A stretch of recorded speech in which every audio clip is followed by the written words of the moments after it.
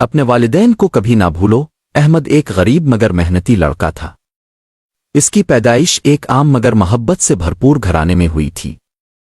اس کے والد رحمت علی ایک مزدور تھے جو دن بھر سخت محنت کرتے تاکہ اپنے بچوں کو بہتر مستقبل دے سکیں۔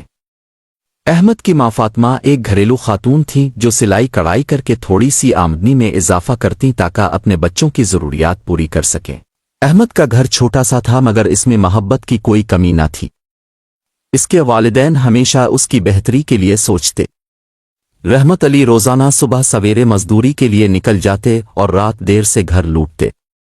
ان کے ہاتھ اکثر سخت محنت کی وجہ سے چھلنی ہو جاتے مگر وہ کبھی اپنی تکلیف کا ذکر نہ کرتے۔ ان کی آنکھوں میں ایک ہی خواب تھا کہ ان کا بیٹا کامیاب ہو اور زندگی میں وہ سب حاصل کرے جو وہ خود نہ کر سکے۔ فاطمہ بھی احمد کی بہت پرواہ کرتی تھیں۔ وہ دن بھر گھر کے کاموں میں مصروف رہتی مگر جب بھی احمد کو کسی چیز کی ضرورت ہوتی وہ اپنی ضروریات بھول کر اس کے لیے کچھ نہ کچھ کر ہی دیتی۔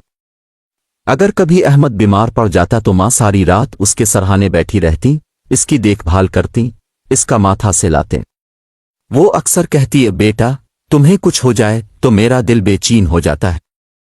اللہ تمہیں ہمیشہ سلامت رکھے۔ یہ محبت اور بے لوث قربانیاں وہ چیزیں تھیں جو احمد کو مضبوط اور محنتی انسان بنانے میں مددگار ثابت ہوئیں۔ احمد کو بچپن سے ہی پڑھائی کا بہت شوق تھا۔ وہ ایک ذہین اور محنتی طالب علم تھا جو ہمیشہ اپنی کلاس میں پہلی پوزیشن حاصل کرتا۔ اس کے والدین اس کی ہر کامیابی پر فخر محسوس کرتے۔ جب بھی وہ کوئی انعام جیت کر آتا اس کے والد خوشی سے اس کا ماتھا چومتے اور کہتے، اے بیٹا میری محنت رنگ لا رہی ہے، مجھے یقین ہے کہ ایک دن تم بہت بڑے آدمی بنو گے۔ جب احمد نے اسکول مکمل کیا تو اس نے ایک مشہور یونیورسٹی میں داخلہ لے لیا۔ یونیورسٹی میں اس نے سخت محنت کی اور اسکالرشپ حاصل کر لی۔ اب وہ دن رات محنت کرتا، اپنے خوابوں کی تعبیر کے لیے ہر ممکن کوشش کرتا۔ اس کے والدین اس کی ہر کامیابی کے لیے دعا کرتے۔ کئی سالوں کی محنت کے بعد احمد کو ایک بڑی کمپنی میں نوکری مل گئی۔ یہ ایک بہترین موقع تھا اور اس نے اپنی زندگی میں پہلی بار محسوس کیا کہ اس کے خواب سچ ہونے لگے ہیں۔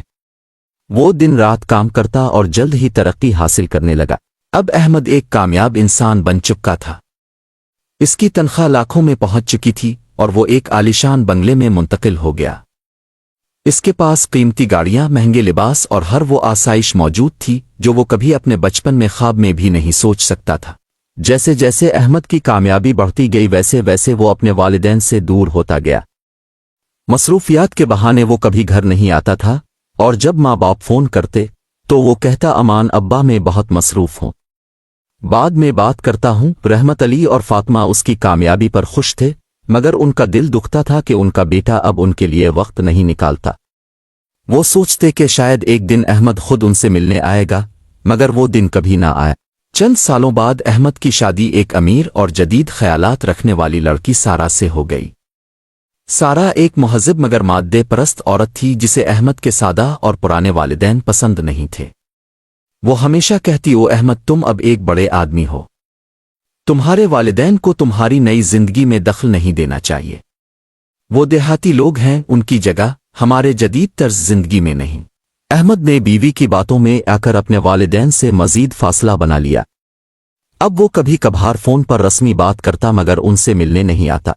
ایک دن رحمت علی اور فاطمہ نے سوچا کہ وہ خود احمد سے ملنے اس کے بنگلے پر جائیں گے۔ وہ دونوں بڑے شوق سے تیار ہوئے۔ ماں نے اپنے ہاتھوں سے بیٹے کے لیے کچھ کھانے کی چیزیں بنائیں اور باپ نے اپنی پرانی چادر سنوار کر پہنی۔ جب وہ احمد کے گھر پہنچے تو دربان نے انہیں اندر جانے سے روک دیا۔ فاطمہ نے دروازے پر دستک دی مگر کوئی جواب نہ آیا۔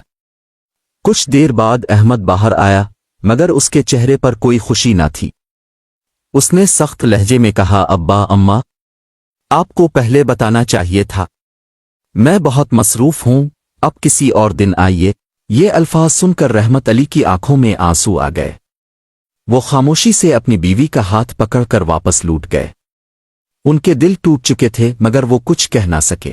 وقت کا پہیہ چلتا رہا اور ایک دن احمد کو اطلاع ملی کہ اس کے والد شدید بیمار ہیں۔ وہ سوچتا رہا کہ انہیں دیکھنے جائے یا نہیں مگر کاروبار کی مصروفیات کے باعث وہ نہ جا سکا۔ چند دنوں بعد احمد کو ایک اور فون آیا۔ یہ اس کی ماں کی آواز تھی، بیٹا تمہارے والد ہمیں چھوڑ کر چلے گئے۔ یہ الفاظ احمد کے دل پر بجلی کی طرح گرے۔ وہ فوراً اپنے والد کے جنازے میں پہنچا، مگر اب بہت دیر ہو چکی تھی۔ اس نے اپنے والد کی بے جان لاش کو دیکھا اور پھوٹ پھوٹ کر رونے لگا، مگر اس کی ماں نے بس ایک جملہ کہا، بیٹا، جس باپ نے تمہاری خاطر اپنی پوری زندگی قربان کر دی، تم نے اسے جیتے جی بھلا دیا تھا۔